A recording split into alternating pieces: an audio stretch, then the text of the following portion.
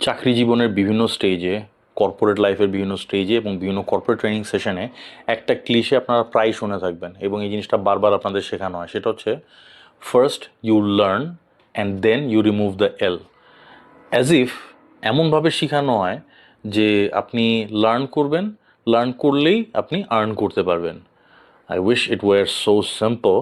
But সমস্যাটা হলো এই এলটা এটা রিমুভড হয় না।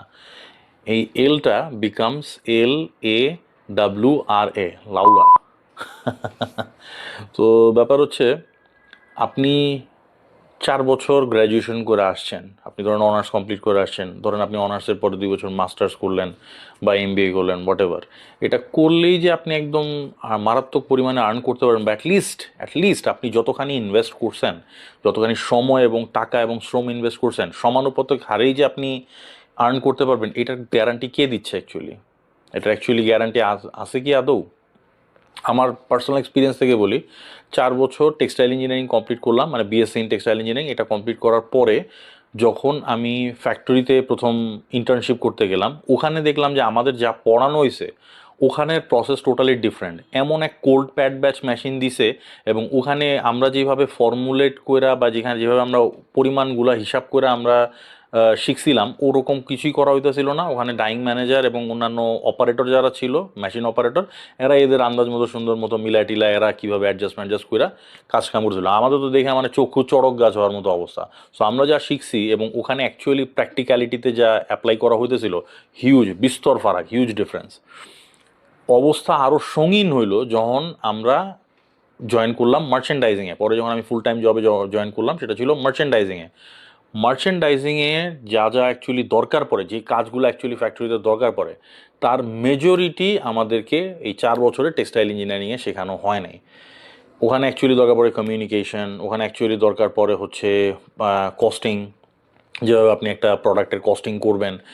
আর দেন ওখানে ফ্লোরে আরও কিছু ম্যানেজমেন্টের ব্যাপার স্যাপার আছে, এই জিনিসগুলো। দেন আপনার সাপ্লায়ারদের সাথে আপনার যে কমিউনিকেশন চেইন এবং এদের এদের যে টাইম লাইনগুলো সেট করা, এই ব্যাপার স্যাপারগুলো, এবং বায়ারকে কন্টিনিউসলি আপডেট দেওয়া, স্যাম্পল ট্যাম্পল, এই সব জিনিস না।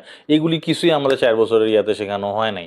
সো মানে বলতে গেলে যে কারিকুলাম এবং প্র্যাকটিক্যাল লাইফ, আর সবচেয়ে বড় কথা জব ফিল্ড, ওখানে মানে এই দুইটা যে স্ফিয়ার আছে, এই দুইটা ভাই ওয়ার্ল্ডস এ পার্ট, হিউজ ডিফারেন্স এখানে, বিস্তর ডিফারেন্স এখানে।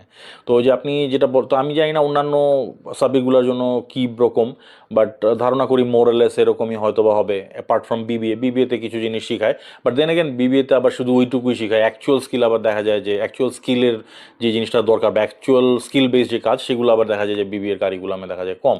তো যে ওই প্লাসে মাইনাসে আন্ডা। তো আমার কথা হচ্ছে যে, তো এই জিনিসটা one of the biggest ক্লিশেজ।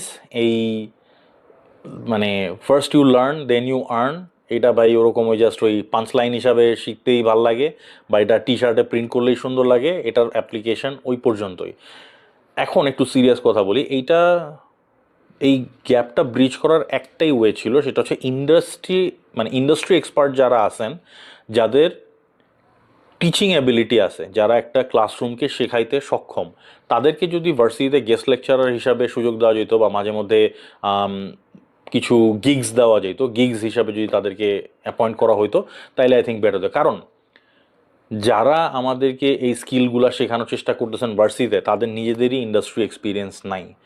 So তারা তো মানে মানে they are really out of touch with the industry practices. তো যারা ইন্ডাস্ট্রিতে কী হচ্ছে সেটাই জানেন না, তো তারা আমাদের কী শিক্ষা দিবেন? সো এই জন্য গ্যাপটা থাইকেই যায়। সো এই ক্লিশে, এটা আমি খাই না ভাই। আর এই ক্লিশেটার আরেকটা বড় ডিজাইন ফ্ল হইতেছে গিয়া, যে ইট ডাজ নট স্পেসিফাই যে what kind of learning you need to do. আপনার কি কেতাবি বিদ্যা দরকার, নাকি স্ট্রিট স্মার্টনেস দরকার, বা প্র্যাকটিক্যাল জ্ঞান দরকার, কোন জিনিসটা দরকার, এই জিনিসটা স্পেসিফাই করে না। এরকমটা যদি হইতো, তাহলে দেখবেন যে যে পোলাটা এইচএসসির পরে আর গ্র্যাজুয়েশন না কইরা ওই সোজা ইসলামপুরে যায় কামে লাগছে, ওই দেখবেন আপনার চেয়ে বেশি টাকা কামায়। এবং আমরা এরকম দেখছি হইতে।